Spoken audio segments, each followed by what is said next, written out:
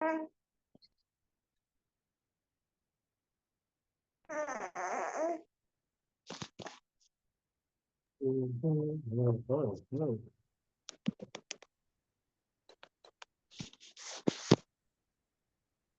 जय श्री राम, नमस्कार सभी को।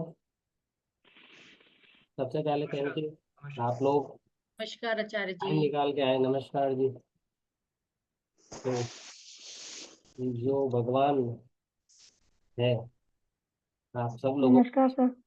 पूरी करें। मंजू जी नमस्कार। तो आप लोगों का जो भी मोटिव है वो उसको परिपूर्ण करे ईश्वर। बस ऐसी शुभकामनाएं हैं मेरी आप सभी के साथ में। और ये जो हमने डिजाइन किया है कोर्स, बहुत सिंपल सा है। जो एक इनिशियल स्टेज या जिसे प्रारंभिक स्तर बोला जाए, उसके लिए डिजाइन, जो उन लोगों के लिए जिन्हें बिल्कुल भी इसका कोई ज्ञान या कोई नॉलेज नहीं है। हालांकि एस्ट्रोलॉजी ऐसा वर्ड है जो सबने सुन रखा है, ऐसा नहीं है कि नहीं सुना हुआ है। एस्ट्रोलॉजी सबने सुना हुआ है, बट नॉलेज वाली बात है वो शायद इतनी नहीं है। तो कुछ नए कुछ पुराने, और प्लीज अपना वीडियो ऑन कर लीजिए, तो बड़ी मेहरबानी आप लोगों की। तो फिर मुझे भी बात करने में बड़ा इंटरेस्ट रहेगा, नहीं तो फिर आप लोगों ने बहुत सारे वीडियोस देखे होंगे, या बहुत सारे जैसे इंस्टाग्राम सोशल मीडिया के ऊपर अभी बहुत चल रहा है ना, एस्ट्रोलॉजी का, वास्तु का, न्यूमरोलॉजी का। तो सबसे पहली बात तो ये कि मैं आप लोगों को कुछ भी सिखाने नहीं आया हूँ। पहली चीज, सबसे फर्स्ट वही चीज, मैं सिर्फ जो मेरे एक्सपीरियंस है या जो मैंने मेरे गुरुओं से सीखा है, जितना मैं ज्ञान ले पाया हूँ, हालांकि बहुत कम है मेरे पास, वो आप लोगों के साथ शेयर करूँगा। मैं कोशिश करूँगा कि आप सभी लोगों को इजीएस्ट वे में बता सकूं। ये जो कोर्स है बेसिक्स ऑफ एस्ट्रोलॉजी, हम इसमें सबसे पहले बेसिक क्या होता है एस्ट्रोलॉजी का, उसके बारे में बात करेंगे। और फिर एक इंटरेस्टिंग टॉपिक है मेडिकल एस्ट्रोलॉजी, ठीक है ना। और एक दूसरा चीज है मुहूर्त एस्ट्रोलॉजी। आजकल हम सब लोग इन चीजों की तरफ वापस धीरे धीरे वापस डाइवर्ट हो रहे हैं, कि हर काम हम शुभ समय देख के करना चाहते हैं, शुभ दिन देख के करना चाहते हैं। और बहुत से लोग जैसे चौगड़िया भी जानते हैं, वो उससे आके देते हैं। नहीं तो फिर हमें क्या करना पड़ता है, हमें जो भी कुछ करना है, अपने इंपॉर्टेंट वर्क्स वगैरह हैं, उनके लिए या तो फिर हमें कोई ना कोई पंडित जी एस्ट्रोलॉजर के पास जाना पड़ता है ना, ताकि वो आपको एक शुभ समय और शुभ दिन बता सके। और जब आप वो आपका इम्पोर्टेंट वर्क करें तो उसकी कंप्लीट और सक्सेस होने का चांसेस बहुत अच्छे रहेंगे। ठीक है, यही कोशिश करूंगा मैं आप लोगों को इन सब चीज़ों के बारे में बता सकूं। ये जो कोर्स होगा ये एवरी सैटरडे संडे चलेगा, आफ्टरनून 3 PM सेम टाइम रहेगा। और इसी कोर्स का रिकॉर्डिंग है वो आपको यूट्यूब चैनल के ऊपर मिल जाएगा। हमारा जो यूट्यूब चैनल है एकाग्र एस्ट्रो वास्तु, वहाँ पे तो कोई भी इसको देख सकता है और कोई भी इसको समझ सकता है। और जो लाइव अटेंड करना चाहते हैं वो लाइव कर सकते हैं मेरे साथ में। और जिनको लगता है कि नहीं हम रिकॉर्डिंग से ही कर लेंगे, रिकॉर्डिंग देख के, तो वो थ्रू द रिकॉर्डिंग वो सब लोग कर सकते हैं। ठीक है, तो मेरा नाम आचार्य कीर्ति कुमार है, born and bought up from Marwari धरती, जोधपुर, राजस्थान। और मैं इस फील्ड में आए हुए मुझे ऑलमोस्ट ऑलमोस्ट 5 years हो चुके हैं। बेसिकली जो मैंने स्टार्टअप किया था वो था न्यूमेरोलॉजी से, न्यूमेरोलॉजी, देन वास्तु, और उसके बाद एस्ट्रोलॉजी। अभी भी मैं जो काम करता हूँ वो मेनली बेसिक मेरा, या बेस जिसे बोलो तो वो न्यूमेरोलॉजी ही होगा। सेकंड आता है वो वास्तु आता है, फिर आता है एस्ट्रोलॉजी। ठीक है। तो मैं ऐसा नहीं बोल सकता हूँ कि मैंने 1.5 लाख कुंडलियाँ देख ली, मैंने 50,000 मेरे स्टूडेंट हैं, मेरे 10,000 हैं। ऐसा काउंट मैं नहीं दे सकता हूँ, मेरी इतनी सामर्थ्य नहीं है कि मैं इतना कुछ कर पाऊँ या मैंने ऐसा कुछ किया। बस जितना भी किया, जो भी सीखा, वो आप सब लोगों के साथ में मैं शेयर करूँगा। अनम्यूट आप कर सकते हैं, क्योंकि ये 1 to 1 ऐसे ही चलना है यहाँ पे। हम लोग जैसे बात करते हैं वैसे ही करना है। यहाँ पे कोई गुरुजी नहीं है, यहाँ पे कोई शिष्य नहीं है। ठीक है। आप आराम से कंफर्टेबल होके बैठिए, और हम सिर्फ 1 to 1 बात करते हैं जैसे हम बैठते हैं। तो कुछ नए जैसे हैं, सरयू जी हैं, विजय वर्मा जी हैं, तो वैशाली जी हैं, और दीप्ति पालरा जी। चलिए, तो आप सभी का वेलकम एकाग्र एस्ट्रो वास्तु प्लेटफॉर्म पे। आप मुझे, उसमें से बहुत से लोग हैं जिन्होंने एस्ट्रोलॉजी किया होगा, नो डाउट एस्ट्रोलॉजी से उन्होंने लिया। तो मुझे आप सिर्फ इतना सा बता दीजिए, ये एस्ट्रोलॉजी का मतलब क्या है, होता क्या एस्ट्रोलॉजी? हमारे स्टार्स का स्टडी करना, जब जब हम बॉर्न हुए हैं उस समय आकाश में क्या हमारी स्टार्स की स्थिति थी, हम्म। उससे related astrology. Astro and logy. Logy means study, astro means stars.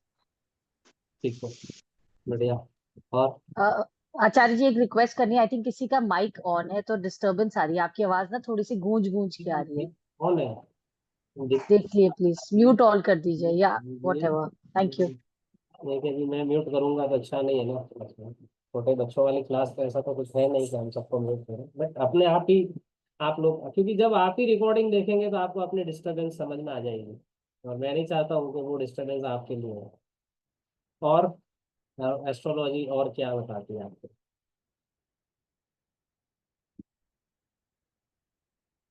और कोई बताइए। कोई नहीं बताएगा क्यों? ऐसा तो नहीं हो सकता कि नहीं पता ही नहीं एस्ट्रोलॉजी क्या है, सब जने अपनी जन्म पत्री देखते रहते हैं बैठ के, है ना? क्या है एस्ट्रोलॉजी? जैसा श्री जी ने बोला, यस राइट है ये। एक स्टडी है आपके ग्रहों की, यानी कि जिस वक्त आप इस धरती पे प्रकट हुए, उस वक्त जो आकाशीय संरचना में जो ग्रह जिस अंश पर बैठे थे, वो एक स्क्रीनशॉट है उस टाइम, उस समय, उस घड़ी, उस पल का, जिसे आप अपनी जन्म कुंडली कहते हैं। अलग अलग हाउसेज हैं, अलग अलग प्लेनेट्स बैठे हैं।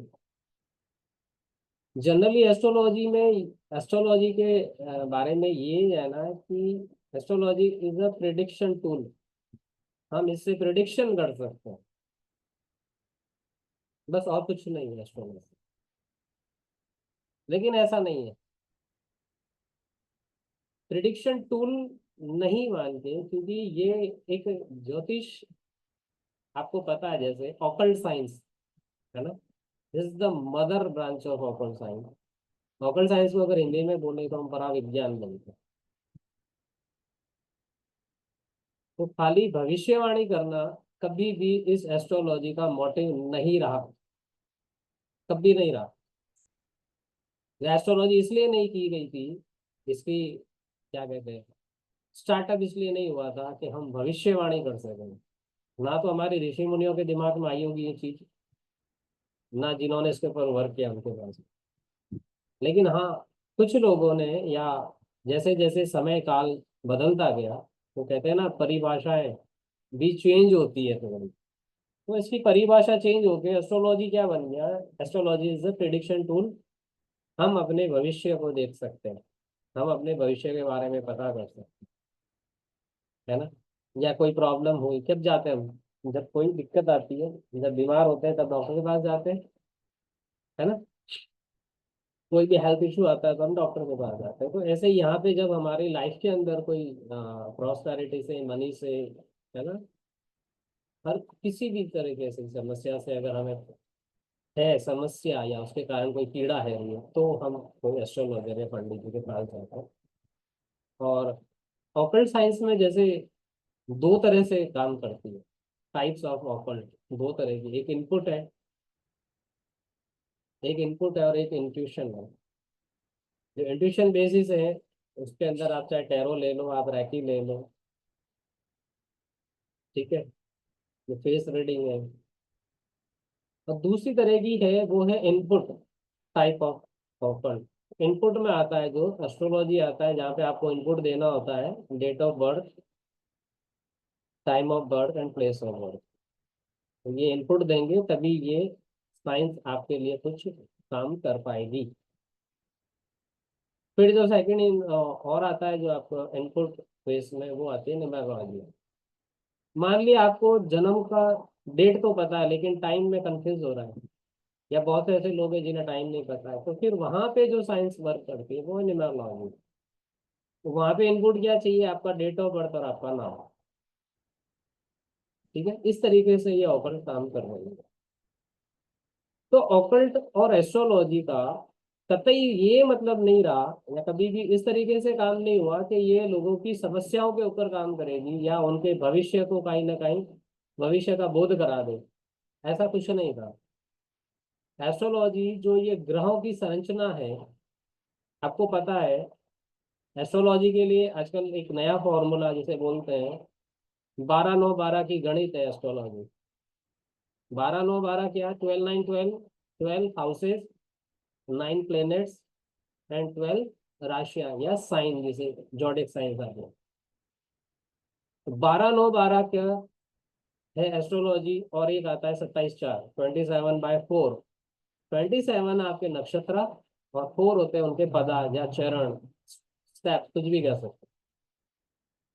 इसके अलावा एस्ट्रोलॉजी के अंदर कोई कैलकुलेशन, कोई रीडिंग नहीं है, इससे बाहर कोई रीडिंग नहीं होती। हर एक हाउसेज के सिग्निफिकेटर, हर एक प्लेनेट का सिग्निफिकेटर और उनके नक्षत्रों का सिग्निफिकेटर, प्लस उनके जो स्टेप पद जिसे बोलते हैं उनका इन्फ्लुएंस, इन सब का इन्फ्लुएंस एक पर्टिकुलर उस पर्सन के ऊपर रहता है।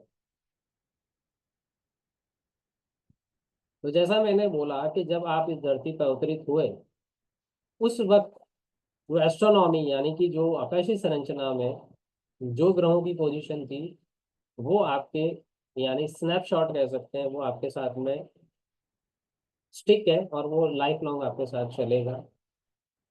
तो बेसिकली जो एस्ट्रोलॉजी में जो होता है, मेरे हिसाब से जहाँ तक मैंने इसको समझा है, decode the language of planet, decode the language of planet. जो आपकी कुंडली में जो ग्रह बैठा है वो क्या कह रहा है,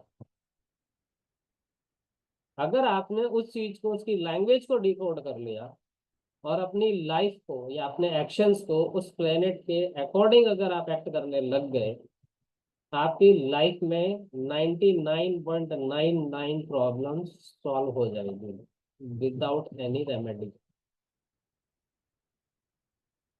एस्ट्रोलॉजी में यही देखा गया होगा, या आप लोगों ने जहाँ जाना होगा कि कहीं रत्न पहना दिए, कहीं जेम्स बना दिए, कहीं पूजा पाठ करवा दिया, कहीं मंत्र जप करवा दिए, शांति मंत्र जो भी होता है वो करवा, ठीक है, एक लिमिट तक ठीक है। लेकिन मुझे एक चीज बताओ, प्रॉब्लम किसको हो रही है, आपको। प्रॉब्लम फेस आप कर रहे हो, किस वजह से कर रहे हो, कहीं ना कहीं आपके एक्शंस, कहीं ना कहीं आपका डेली लाइफ रूटीन है वो उस प्लेनेट के अगेंस्ट में जा रहा है, उसके अकॉर्डिंग नहीं चल रहा है। जिस दिन आपका एक्शन, जिस दिन आपका लाइफ रूटीन उस प्लेनेट के अकॉर्डिंग चलने लग गया, इवन शनि राहु केतु भी है, ये जो जिसको मैलेफिक प्लैनेट्स बोला जाता है या जिसके नाम से डरती है पूरी दुनिया या डराया गया, यही ऐसे 3 प्लेनेट हैं जो आपकी लाइफ को एक जगह तक ले जा सकता है, आपको उस हाइट तक ले जा सकता है जहाँ पे सूर्य भी नहीं ले जा सकता। खराब बदनाम शनि राहु केतु ही क्यों हो, क्या लगता है बाकी के प्लेनेट अच्छे हैं? चाहे लाइफ हो, चाहे पर्सन हो, चाहे कोई भी चीज हो, चाहे प्लेनेट्स हो, चाहे कुछ भी हो, हर चीज के दो पहलू, कहते हैं ना सिक्के के दो पहलू है। हर चीज के साथ में नेगेटिव है, हर चीज के साथ में पॉजिटिव है। कोई भी प्लेनेट अच्छा नहीं है, कोई भी प्लेनेट बुरा नहीं है। डिपेंड करता है कि वो प्लेनेट आपकी होरोस्कोप के अंदर किस पोजीशन पे बैठा है। अगर उसकी पोजीशन खराब है तो डेफिनेटली वो आपको रिजल्ट आपको डिलीवर कैसे करेगा, नेगेटिवली करेगा। और अगर वो पॉजिटिव बैठा है तो फिर वो अपने रिजल्ट पॉजिटिवली डिलीवर करेगा। तो ग्रहों से, अभी आप किसी को जनरल हम जैसे बात करते हैं, देखा होगा आप लोगों ने, आप गए किसी एस्ट्रोलॉजर के पास अपनी हॉरोस्कोप दिखाने, बोल दिया उसने आपके शनि की दशा है, शनि की 7.5 है, शनि की ढैया, अब क्या होता है, बिना जाने आपका जो एनर्जी लेवल है ना 100 से 40 पे आ जाता है, इमिडिएटली आता है। क्यों? क्योंकि ये बताया गया कि शनि आया यानी कि सब कुछ लूट लेगा, सब कुछ तहस नहस कर देगा, है ना। या अगर राहु है, राहु भी खराब है, केतु है वो भी खराब है। शनि का अगर, मैं अभी आपको जब आगे क्लासेस होगी उसमें बताऊंगा, लेकिन एक जनरल चीज बताता हूँ, सैटर्न को न्यायाधीश बोला जाता है, जज। एक चीज बताइए, जज किसके लिए खराब है? जो अनएथिकल वे में, जिसे सोसाइटी इथिकल नहीं मानती रॉन्ग कर्मा। है ना, रॉन्ग तरीके से जो भी काम किए जाते हैं वहां पे जज आपको पनिश करेगा। और जहाँ पे आप उसी को इथिकल वे में और बहुत अच्छी तरीके से अपने प्रिंसिपल्स के साथ में करते हो तो वहां पे आपको अप्रिशिएट भी किया जाए। तो शनि से वो डरे जिनके कर्म गलत है। अदरवाइज शनि जब देता है ना तो कहते हैं कि शनि देता है छप्पर फाड़ के। और इसकी एक और आगे की लाइन है, शनि लेता है तो कपड़े फाड़ के। आपके कपड़े तक फाड़ देगा, मतलब कुछ नहीं रहने देगा बॉडी पे। क्यों? क्योंकि वो जज है, वो जजमेंट करने के लिए आया है, वो अपना डिसीजन देने के लिए आया है। उसका बेस क्या होगा? कोर्ट में बेस एविडेंस होते हैं, यहाँ पे है आपके Karma. Base of the Karma Saturn will deliver it's results. ठीक है। इसलिए एक चीज अपने दिमाग में सबसे पहले एक ही चीज बैठा लो, कोई प्लेनेट खराब नहीं है। हर प्लेनेट के साथ में नेगेटिव पॉजिटिव, जो हमें, जो इस भगवान ने जो हमें दिया है रूप, क्या लगता है आपको? सभी पॉजिटिव गुण है हमारे अंदर, एक भी नेगेटिव नहीं है। ये दुनिया बैलेंस के ऊपर चलती है, बैलेंस होना चाहिए। बैलेंस किसका? पॉजिटिव नेगेटिव का। तो दुनिया जैसे चल रही है वैसे ही आप चल रहे हो। तो आपका जो ये स्ट्रक्चर है, जो आपका शरीर है, ये भी एक पॉजिटिव नेगेटिव का बैलेंस है। और जब ये बैलेंस डिसबैलेंस होता है उस वक्त आपकी लाइफ में प्रॉब्लम्स फेस करते हो। ठीक है। मे बी या तो फिजिकल आप बीमार होगे तो डॉक्टर के पास जाओगे, और जब मानसिक पीड़ा, मेंटली डिस्टर्बेंस होगा तो फिर या तो एस्ट्रोलॉजर को ढूंढोगे, न्यूमरोलॉजिस्ट को ढूंढेगा, कोई वास्तु वाले को ढूंढेगा। ठीक है। तो एस्ट्रोलॉजी के अंदर सिंपल सी चीज ये है कि डिकोड करो आप प्लेनेट की लैंग्वेज को, वो प्लेनेट क्या बोल रहा है, और उसके अकॉर्डिंग आप अपना एक्ट चालू कर दो। सीधा सा आपका सब कुछ सही है। तो प्लेनेट की लैंग्वेज को जो डिकोड करने का माध्यम या सोर्स, दैट इज एस्ट्रोलॉजी। अब प्लेनेट के साथ में नक्षत्र भी आएंगे, है ना, प्लेनेट के साथ में एलिमेंट्स भी आते हैं, सारी चीजें आएंगी। एस्ट्रोलॉजी की जो अभी जो आज के टाइम में, एक एस्ट्रोलॉजी बहुत पुराना, नहीं तो आपको सबको पता है कि एस्ट्रोलॉजी एक बहुत ही पुराना सब्जेक्ट है ना, सदियों से चला आ रहा है ये, जहाँ पर सारी चीजें हुई, है ना, सारे कैलकुलेशंस वगैरह सब कुछ किया गया पहले से। जो एस्ट्रोनॉमी अब ढूंढ रही है वहां पे पता नहीं, हमारे हनुमान चालीसा में जो गोस्वामी तुलसीदास जी ने लिखा था, धरती से सूर्य का डिस्टेंस मेजर कर लिया, युग से योजन पर भानु। और जब साइंटिफिकली उसको ट्रांसलेट या कन्वर्ट किया गया तो that is the right value, जो आपको एस्ट्रोनॉमी अपने इक्विपमेंट के थ्रू बता रही है कि हाँ इतना डिस्टेंस है। उन्होंने तो वो पहले ही बता दिया। जो प्लेनेट्स की है, इनकी कैसी साइकिल चलती है ना, वो सारी चीजें बताई गई। सुना होगा ना आपने, भारत विश्व गुरु। विश्व गुरु भारत किस लिए था? भारत इसीलिए था। तो जो सबसे हम ओल्डेस्ट फॉर्म है एस्ट्रोलॉजी का, आप सब लोगों को ध्यान होगा, मैं वापस आपको बता देता हूँ। That is Parashari astrology. Rishi Parashar ने जो लिखा। और पूरी एस्ट्रोलॉजी में कुछ नहीं है, उसमें सिर्फ एक कन्वर्जेशन है, एक टीचर और एक उसके स्टूडेंट का। यानी कि वहां पे मैत्रेय जी अपने गुरु ऋषि पराशर से संवाद कर रहे हैं। उस संवाद का पूरा डिटेल है, वो है Parashar astrology. One of the most powerful, one of the most oldest और one of the most effective astrology की फॉर्म, वो है पराशर। इसकी एक बुक है बृहद पराशर होरा शास्त्र, अगर आप लोगों को ध्यान हो तो। लेकिन उसको पढ़ नहीं पाते क्योंकि वो संस्कृत में है पूरी, है ना। और हमें संस्कृत समझ में आती नहीं, हमें इंग्लिश बहुत जल्दी समझ में आती है ना। ये हमारी बदकिस्मती है, क्योंकि मुझे लगता है कि लोगों को, स्पेशली हम भारत वालों को, ये लगता है इंग्लिश जो बोलता है उसका स्टैंडर्ड बहुत हाई है। इंग्लिश बोलने वाले अपने स्टैंडर्ड को बहुत हाई मानते हैं, है ना। जो हिंदी में जो बात कर रहे हैं वो उनका स्टैंडर्ड लो है। लेकिन इंग्लिश जैसी करप्ट लैंग्वेज कोई नहीं है इस दुनिया में। मैं प्रूव कर सकता हूँ उसको। उसके अंदर कोई रूल नहीं है। वहां पे तुमको भी यू बोलते हो और आपको भी यू ही बोला जाता है, लेकिन हमारी हिंदी भाषा में इतना मिठास है, इतना आदर है कि छोटों को तुम बोला जाएगा, बड़ों को आप बोला जाएगा। एक चीज बताता हूँ मैं आप लोगों को। हमारे हिंदुस्तान के अंदर इंग्लिश को कभी लैंग्वेज के रूप में नहीं लिया गया, इंग्लिश को एक स्किल के रूप में लिया गया। यानी कि जिसको इंग्लिश आती है, बस उसके पास स्किल है बहुत अच्छी। English is the connecting language across the world, यही बोला जाता है, कनेक्टिंग लैंग्वेज है। आपको पता है इंग्लिश कितने देशों में बोली जाती है?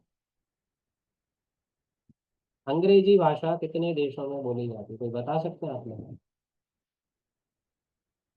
जबकि हम इंग्लिश बोले बिना रह ही नहीं सकते हैं। और आपको शर्म तब आएगी जब आप बाहर कंट्री में जाके देखो, जहाँ पे वो अपनी मातृभाषा को नहीं छोड़ सकते हैं। आप मलेशिया चले जाओ, उनको इंग्लिश बोलना नहीं आता है। आप उनको इंग्लिश में कुछ समझाओगे, उसको कुछ समझ में नहीं आता। मैं सिर्फ ये कंट्री की बात कर रहा हूँ, जापान में चले जाइए आप, जो सबसे एक्सपर्ट कंट्री है टेक्नोलॉजी का। आप अरेबियन कंट्री में चले जाइए, बताइए इंग्लिश बोल के वहां को। क्योंकि उन्हें अपनी लैंग्वेज की वैल्यू है, हम लोगों को अपनी लैंग्वेज की वैल्यू नहीं है। ये भारत का, क्या कह सके, इतिहास उठा के देख लो। चाटुकारिता एक बहुत अच्छा वर्ड है, जिसे आप चापलूसी बोलते हो। अब उसी के ऊपर चला है, जब हिंदुस्तान के ऊपर सब कुछ होते हुए भी हमारे अंदर वो चीज नहीं थी, तब बाहर से आक्रांता जैसे मुगल आए या ब्रिटिशियंस आए, और उन्होंने रूल किया बहुत अच्छे तरीके से, लूट पाट के ले गए। 10% नहीं छोड़ा, उसके बाद भी आज के टाइम में यूएस यूके को हम बहुत इंपॉर्टेंस देते हैं। क्या बोले इसको? मैं ऐसा नहीं बोलता हूँ, इंग्लिश अधर्म नहीं है। मैं सिर्फ ये कह रहा हूँ कि हमें क्या, हम क्या कर रहे हैं, हमें सिर्फ इतना सोचना चाहिए। ठीक है, हम बाहर जाते हैं, नो डाउट, बाहर जाते हैं हम लोग, तो वहाँ पे जरूरत है, वहाँ पे हम इंग्लिश बोलेंगे, वहाँ पे जरूरत है इसलिए हमें वहाँ पे बोलना है। लेकिन हम यहाँ पे क्यों बोल रहे हैं? ठीक है। तो जो आज का जो आप देखते हैं एस्ट्रोलॉजी का जो स्वरूप है, उसका जो पूरा क्रेडिट जाता है, वो है महात्मा लगद। आपने नाम नहीं सुना होगा तो लिख लो। आज के जो मॉडर्न कॉन्टेक्स्ट में जो एस्ट्रोलॉजी आप पढ़ रहे हो, या एस्ट्रोलॉजी आप, audio video is not working properly. क्या हुआ? ऑडियो मेरा सही नहीं आ रहा है क्या? हाँ, आपका बीच बीच में ना ऑडियो और वीडियो चले जा रहा है। मैम आपका नेटवर्क चेक कीजिए, बाकी तो सबका आ रहा है। आप अपने नेटवर्क को चेक कर लीजिए, राइट। ओके। तो जो ये है महात्मा लगद, जिन्होंने आज का जो अभी आप देखते हो वेदांग ज्योतिष, सिर्फ फ्रीडमली इसको आप बहुत ज्यादा स्प्रेड किया। ठीक है। और ज्योतिष की फॉर्म की अगर और बात करें तो पराशरी के बाद में आती है वैदिक, वैदिक ज्योतिष। फिर और की और फॉर्म्स की बात करेंगे तो फिर आएगी आपकी लाल किताब, काली किताब, रावण संहिता जिसे बोला जाता है, जो रावण ने लिखा पूरा। क्योंकि रावण एक प्रकांड पंडित, उसको इतना नॉलेज, वो अपने अकॉर्डिंग अपने हिसाब से प्लेनेट्स को बैठा था। और इवन रामायण में जब युद्ध हुआ था, मेघनाथ इंद्रजीत जब गया था युद्ध करने लक्ष्मण जी से, जब युद्ध हो रहा था, उससे पहले उन्होंने सारे प्लेनेट्स को इस हिसाब से सेटल किया था। और उसके बाद उन्होंने अपनी आराधना चालू की थी। जब तक वो आराधना चलती रही तब तक मेघनाथ को कोई कुछ नहीं हुआ। और जैसे ही हनुमान जी ने वो जाके तोड़ा उस चीज को, उस साइकिल को, वहीं से वो ग्रह चेंज हो गए। ठीक है। तो रावण संहिता काली किताब जिसे बोला जाता है, उसके बाद आती है आपकी केपी एस्ट्रोलॉजी, जिसे कृष्ण मूर्ति पद्धति बोला जाता है। KP astrology.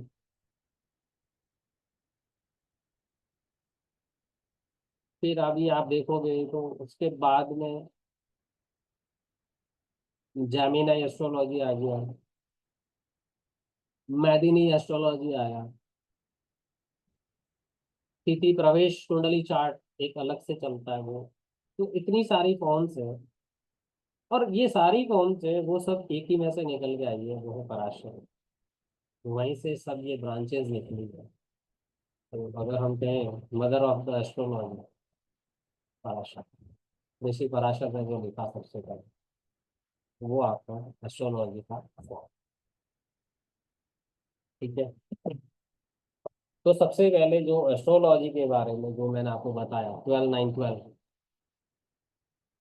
12 9 12 है, यानी कि 12 हाउसेस, घर, भाव, कस, अलग अलग फॉर्म में अलग अलग इसको बोला जाता है। एक कुंडली के अंदर 12 भाव होते हैं और 9 प्लेनेट है, ग्रह, सूर्य, चंद्र, मंगल, बुध, बृहस्पति, शुक्र, शनि और राहु केतु। इसके बाद 12 राशियां, गॉडेड साइन। हिंदी में बोले तो मेष, वृषभ, मिथुन, कर्क, सिंह, कन्या, तुला, वृश्चिक, धनु, कुंभ, मकर, मीन। ये 12 9 12 है। आपने देखा होगा पूरा जो इस संसार है या जो ब्रह्मांड है, पृथ्वी है, जो भी हम देख पाए, क्या है वो? गोला। क्या बोलते हैं हम उसको? 360 डिग्री। 360 डिग्री पे ही एक सर्किल बनता है। गलत या सही? 360 डिग्री पे सर्किल राउंड अराउंड होगा पूरा या नहीं होगा?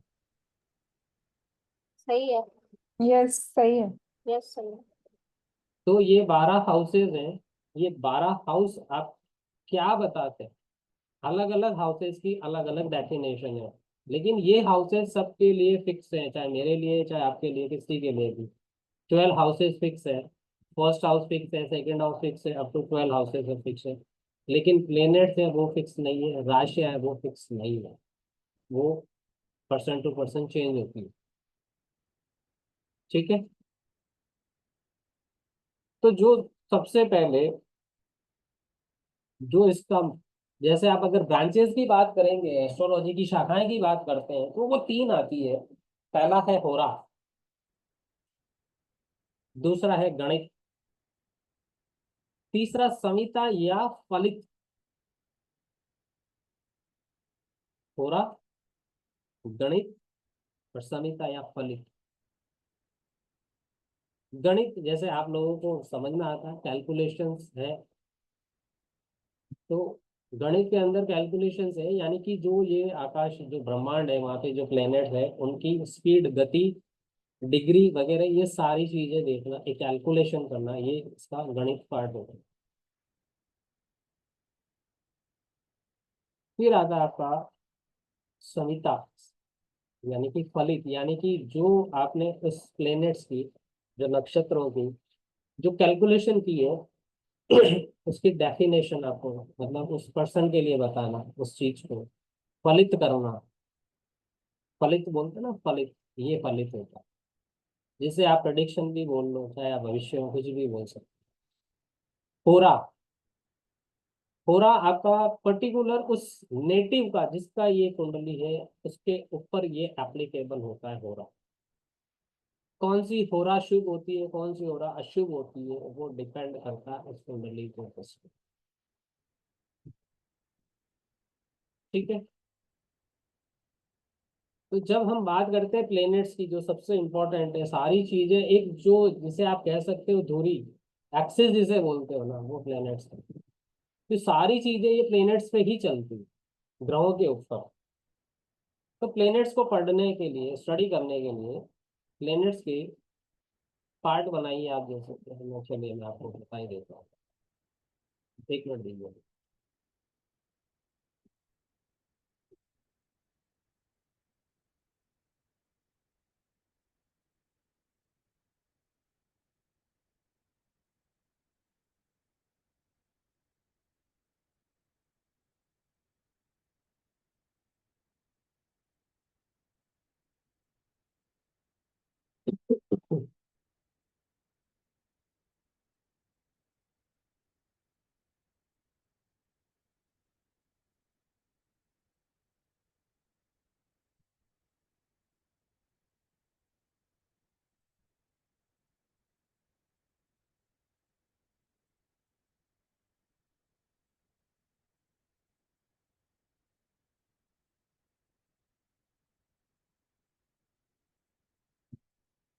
प्लेनेट की हम एस्ट्रोलॉजी के अंदर जो स्टडी करते हैं, वो क्या होती है, प्लेनेट के ऊपर स्टडी होती है सारी। ठीक है। तो प्लेनेट को समझने के लिए, जैसे कोई भी प्लेनेट है, तो सबसे पहला जो आता है उसका, वो क्या चीज आएगी?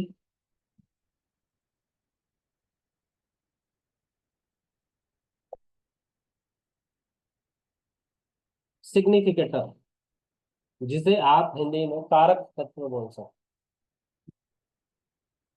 प्लीज स्क्रीन के ऊपर कोई भी लाइन वगैरह मत करिए। स्क्रीन को कौन डिस्टर्ब कर रहा है? चलिए बंद कर देते हैं, स्क्रीन पे ऐसे ही चलाते हैं, चलिए। पसंद नहीं आया आप लोगों को शायद। तो प्लेनेट्स की जब हम स्टडी करते हैं, तो सबसे जो, उसको हम अलग अलग पार्ट्स के अंदर पढ़ते हैं, तो सबसे पहला जो पार्ट आता है, वो आता है सिग्निफिकेटर, कारक। यानी कि कोई भी प्लेनेट उसका कारक, यानी वो किस लिए, कारक उसके क्या है। तो फॉर एग्जाम्पल जैसे सूर्य, सन, सन का कारक क्या है? सन किसका कारक है? सन आपकी नेम फेम का कारक है, प्रसिद्धि का कारक है सन। ये सिग्निफिकेट है। कनेक्ट किससे, क्या चीज से कनेक्ट है? आत्मा, आत्मा का कारक सूर्य है। उत्पत्ति, यानी कि आपके होरोस्कोप में जिस हाउस के अंदर सन है, that is the reason of your born. आपका जन्म लेने का कारण वो है। फॉर एग्जाम्पल जैसे किसी का सूर्य सिक्स हाउस में, हाउसेस बताऊंगा मैं आपको, फिर ऐसे ही समझाऊंगा। सिक्स हाउस में सूर्य है, तो सिक्स हाउस में क्या देखा जाता है? सेवा, सर्विस। सिक्स हाउस से क्या देखते हैं हम? सेवा या सर्विस। एक रोग रिपूर्ण है, वो एक अलग चीज है, मैं अभी आपको जनरल समझा रहा हूँ, वो समझ लो। तो क्या कह सकते हैं, इस जो ये जीव है, जो नेटिव है, इसका जन्म सेवा के लिए होगा, है ना? अगर किसी का सन फिफ्थ हाउस में है, तो सिक्स हाउस में सन है, तो इस आत्मा का कारक सन है। इस जीव का उत्पत्ति का कारण, इस जीव की उत्पत्ति का कारण है कि जो अपनी चीजों का जो उन्होंने ज्ञान अर्जित किया, उसको बांटना, डिस्ट्रीब्यूट करने के लिए आप इस धरती पर आए। तो ऐसे सिग्निफिकेटर हैं अलग अलग प्लेनेट्स में, तो हम सबसे पहले उस प्लेनेट का सिग्निफिकेटर कारक करते हैं। फिर जब प्लेनेट को और आगे स्टडी करते हैं बीच में, फिर आता है इसका वर्ण। यानी कि कैटेगरी। एक प्लेनेट का सेकंड पार्ट जो हम देखते हैं वो आता है वर्ण, यानी कि कैटेगरी। अब कौन से वर्ण होते हैं? चार वर्ण है, आप लोगों को पता होगा। ब्राह्मण, क्षत्रिय, वैश्य और शूद्र। ये ब्राह्मण, क्षत्रिय, वैश्य, शूद्र, ये हायरार्की है। ऐसा नहीं है कि ब्राह्मण जैसे सबसे ऊपर है, शूद्र सबसे नीचे है, ऐसा कोई चीज नहीं है। ये हर एक वर्ण है, ये अपनी स्पेशलिटी को बताता है। जैसे ब्राह्मण है ना, ब्राह्मण वर्ण है। ब्राह्मण वर्ण कौन सा प्लेनेट का होता है? जुपिटर वीनस का, बृहस्पति शुक्र का। तो अब ब्राह्मण का क्या काम है? आपने अगर, हम जैसे हम रामायण महाभारत वगैरह सब देखते हैं, इसमें क्या काम है ब्राह्मण? ज्ञान। सर हमने जो ये कास्ट सिस्टम स्कूल में सीखा था, ये वही है क्या? हाँ जी। स्कूल में कास्ट सिस्टम सीखा था ना हमने। नहीं, काफी कास्ट वैसे नहीं है, ये एस्ट्रोलॉजी का थोड़ा सा अलग है। वहाँ पे अलग है। मतलब वैसे बनाया हुआ वैसे नहीं बना। मैं आपको एक कैटेगरी, ये प्लेनेट्स का ही है। तो ओके। ब्राह्मण कैटेगरी, ब्राह्मण वर्ण है बुध और शुक्र, सॉरी बृहस्पति और शुक्र का। तो क्या काम है? एक ब्राह्मण का काम है ज्ञान देना, है ना।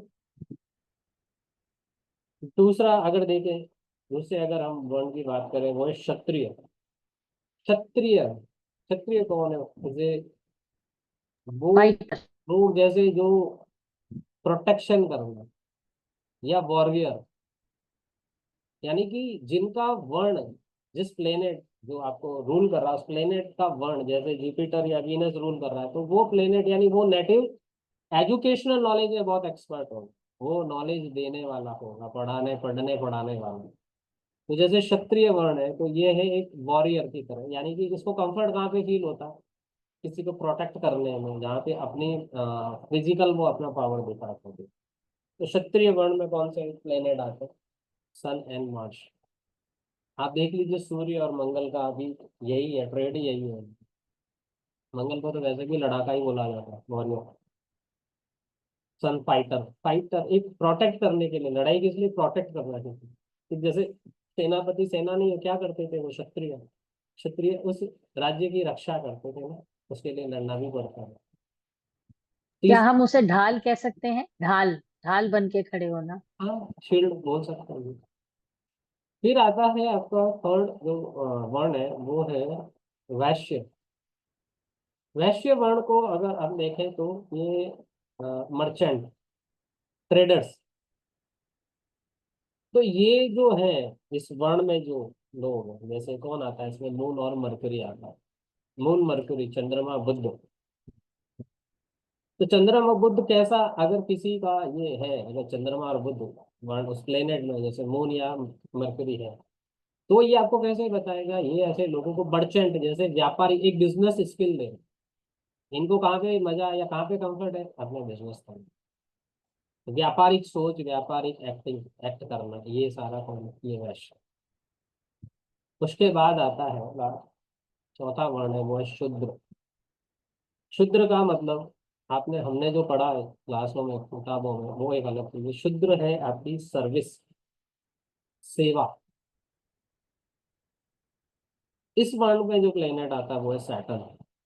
आपने सुना भी होगा, सेवा, सर्विस, कर्म प्रधान शनि, है ना। तो जो सैटर्न के, सैटर्न से रूल है, जो सैटर्न इन्फ्लुएंस है, तो वो कैसा होगा? वो सर्विस में होगा, कोई ना कोई सेवा। उसका कर्म कैसा होगा? सर्विस देना। ठीक है। तो सबसे पहला हम प्लेनेट की जब स्टडी करें, तो हमने क्या, सबसे पहले उसके ट्रेड्स यानी सिग्निफिकेटर। दूसरा हमने देखा वर्ण कैसे। अब तीसरा जो आता है, वो आता है तत्व, एलिमेंट्स। पंच तत्व से मिलकर बना ये शरीर, यही पढ़ा ना। और पंच तत्व में विलीन होता है। तो पांच तत्व कौन से हैं? अग्नि, जल, वायु, पृथ्वी, काश। पांच तत्व हैं। तो अब जो अग्नि है, अग्नि यानी फायरी। तो जो प्रधानता, इस प्लेनेट की प्रधानता तत्व, जैसे कोई फायर एलिमेंट का प्लेनेट है, कौन सा? सन और मार्स, फायरी। तो आप जो सन और मार्स यानी कि रूल है, तो वहां पे कैसे तत्व अग्नि प्रधान है, यानी कैसे एनर्जेटिक बहुत ज्यादा हो, एनर्जेटिक है। फिर दूसरा देखेंगे तो वाटर एलिमेंट, जल तत्व। जल तत्व की वैसे इमोशन, इमोशनल, सेंसिटिव, भावुक। आपकी बॉडी के अंदर सबसे ज्यादा जो एलिमेंट है कितना है, वाटर, 70% है। तो एस्ट्रोलॉजी के अंदर अगर कोई प्लेनेट सबसे ज्यादा इंपॉर्टेंट है तो वो मून है। ये एक ऐसा है जो हर एक इंसान की, हर एक व्यक्ति की लाइफ की साइकिल को डिसाइड करता है। सबसे फास्ट मूविंग प्लेनेट भी मून ही है, सबसे छोटा, सबसे फास्ट, और हर एक की इंसान की लाइफ की साइकिल को डिसाइड करने वाला है। तो जो जलीय तत्व राशि यानी वाटर, वाटरी एलिमेंट है, वो है मून और वीनस, दोनों इमोशनल। फिर अर्थ एलिमेंट पृथ्वी, स्थिर, स्थिरता, मर्क्यूरी। पृथ्वी एलिमेंट से जो प्लेनेट है वो है आपका मर्क्यूरी, यानी बुध, बैलेंसर भी बोलते हैं इसको, स्टेबल भी है। उसके बाद जो आता है एलिमेंट वो है एयरी एलिमेंट, यानी वायु तत्व। सैटर्न, राहु, सैटर्न, राहु, केतु को भी आप इसी में ले लीजिए, एयरी एलिमेंट में। ऐसे फायर में भी लेते हैं पर मैं एयर में कहता हूँ, वायु प्रधान। अब क्या बचा, आकाश। सर वायु प्रधान की नेचर क्या? वायु प्रधान की नेचर कैसी होगी, वायु प्रधान क्या बोल सकते हैं, प्रोस्पेरिटी, जैसे अपन कहते हैं ना, एक जीव का अर्थ। बिना वायु के आपका जीवन असंभव है। पानी पिए तो रह सकते हो, है ना, 1 घंटा, 2 घंटा, 6 घंटा, लेकिन बिना ऑक्सीजन के कोई रह सकता है। तो मोस्ट इम्पोर्टेंट मतलब वायु, ये एलिमेंट की है, मतलब नेचर नहीं है, एक एलिमेंट है ये। बताऊंगा मैं आपको, सारे एलिमेंट्स बता दूं, कोई चिंता नहीं। नहीं, जैसे आपने दूसरों के लिए कहा ना कि अग्नि जैसे फुल ऑफ एनर्जी है, फायर है उसमें, वाटर एलिमेंट शांत रहता है, और बुध बैलेंस है, स्टेबल है, वैसे मैं पूछना चाह रही हाँ, फिर आता है आपका, बताऊंगा मैं और भी आपको आगे। फिर आता है आपका आकाश तत्व। आकाश, स्पेस, यानी कि वो कौन है, जुपिटर। अगर एस्ट्रोलॉजी की बात करें तो आप सबको पता है कि हर चीज का बेस है एलिमेंट, है ना। हर चीज में, चाहे न्यूमरोलॉजी, चाहे एस्ट्रोलॉजी, चाहे वास्तु, हर जगह तत्व, 5 तत्व सबसे इंपॉर्टेंट है। तो पूरी एस्ट्रोलॉजी में जितनी भी फॉर्म्स बनी, और अगर उसमें से हम देखें कि तत्व का ज्ञान, सर्वश्रेष्ठ तत्व का ज्ञान किसे था, ऋषि पाराशर। मास्टरी जिनके पास है तत्व ज्ञान, वो है ऋषि पाराशर। ये तत्व वो है, इन तत्वों के द्वारा आप किसी का भूत, काल, वर्तमान और भविष्य भी जाना जा सकता है। और जो किसी का भूत, वर्तमान और भविष्य को जाने, उसे बोला जाता है त्रिकालदर्शी। सुना होगा आप लोग, भूत, वर्तमान और भविष्य जिसे समझ में आए, जिसे दिखाई दे, वो है त्रिकालदर्शी। तो जो ये त्रिकालदर्शी या जो ये तत्व ज्ञान का जो ये भेद खोलने वाला प्लेनेट, बता सकते हो कौन सा है, जो इस पूरे तत्व ज्ञान के, क्या कह सकते हैं आप, मिस्टिक जो भी सारी चीजें है ना, उसको एक ही चीज खोल सकता है, वो प्लेनेट है जुपिटर। स्पेस एलिमेंट एक ऐसा है जो इसका भेद खोलता है, आकाश तत्व में। आप लोगों ने अभी सुना होगा ना, अभी एक नई टर्म चल रही, आकाशिक रिकॉर्ड्स है। क्या है वहां पे, सिर्फ Jupiter, Jupiter is the Akashic records. Jupiter जीव से कनेक्ट किया जाता है, जुपिटर को ऑक्सीजन से कनेक्ट करते हैं, प्राणवायु, जुपिटर।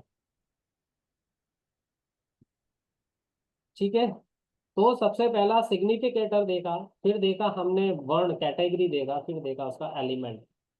तीन चीजें आपको प्लेनेट की पता है, अब आएगा चौथा, one of the most important, गुणा। त्रिगुण सुना होगा आपने। त्रिगुण कौन से हैं? सत्व, रजस, तमस। सतोगुणी, रजोगुणी, तमोगुणी।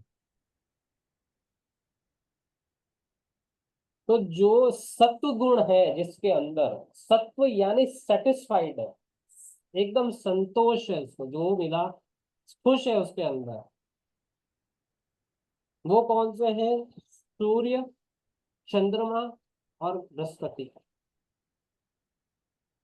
आप किसी की भी पर्सन की पर्सनैलिटी को अगर जानना चाहते हो, उसके लिए कौन सा क्या देखते हैं हम लोग? Sir Surya. First house. First अगर हाउस देखते हैं। किसी की पर्सनैलिटी के बारे में आप जानना चाहते हो, फर्स्ट हाउस है। सत्वगुणी, सतोगुणी यानी सेटिस्फाइड है, संतोषी जो है वैसा ठीक है, कोई दाड़फाड़ कुछ नहीं करना, वो कौन है? सूर्य, चंद्रमा और बृहस्पति। अगर किसी के भी फर्स्ट हाउस के अंदर अगर ये चंद्रमा, बृहस्पति या सूर्य है, आप ये कह सकते हो ये सतोगुणी पर्सन है, ये सेटिस्फाइड है, जो है इसमें खुश है। और इसके ऑपोजिट उद्विग्न देखा जाता है, जैसे फ्रस्ट्रेशन हो गया, है ना, फ्रस्ट्रेशन, एंगर, वो कौन है? तमस गुण। वो तमोगुणी कौन से हैं? शनि और मंगल। अगर किसी के नेटिव के हॉरोस्कोप के फर्स्ट हाउस में सैटर्न या मार्स है, आप ये जान सकते हो कि ये जो पर्सन है वो तमोगुणी है, यानी कि ये फ्रस्ट्रेशन होगा, एग्रेशन होगा इसके अंदर, हाइपर होगा ये, होते हैं, चेक कर लेना। आपको बिना बताए पता चल जाएगा पर्सन की पर्सनैलिटी कैसी होगी। अब क्या बचा पीछे? रजस। रजत। रजस क्या है? रजस है एक पैशन, एक एक्शन देने वाला। तो रजस गुण जो लेके प्लेनेट्स बैठे हैं, वो है शुक्र और बुध। शुक्र और बुध, ये ऐसे हैं जो रजस गुण है जिनके अंदर। अगर किसी के फर्स्ट हाउस में अगर विनस या मरकरी हो, आपको ये पता चल जाएगा ये रजोगुणी पर्सन है। मतलब कैसा अच्छा पैशन, एक्शन लेने वाला है, क्रिएटिव है। तो इसलिए ये आपको लग रहा होगा ये क्यों चीज है, ये बहुत इंपॉर्टेंट चीज है। अगर ये चीजें आपको समझ में आ गई ना, आप किसी की कुंडली को डिकोड कर सकते हो। आप हर एक प्लेनेट को डिकोड करोगे, ठीक है ना, क्योंकि ये सारी चीजें आपको समझ में आनी चाहिए। इसके कारक का समझ में आने चाहिए, कारक यानी सिग्निफिकेटर।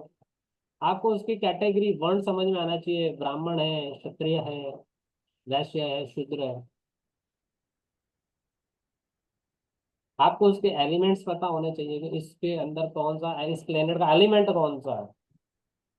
वो प्लेनेट के अंदर जो एलिमेंट है वो उसके उस पर्सन के बॉडी के अंदर उसकी अधिकता होगी।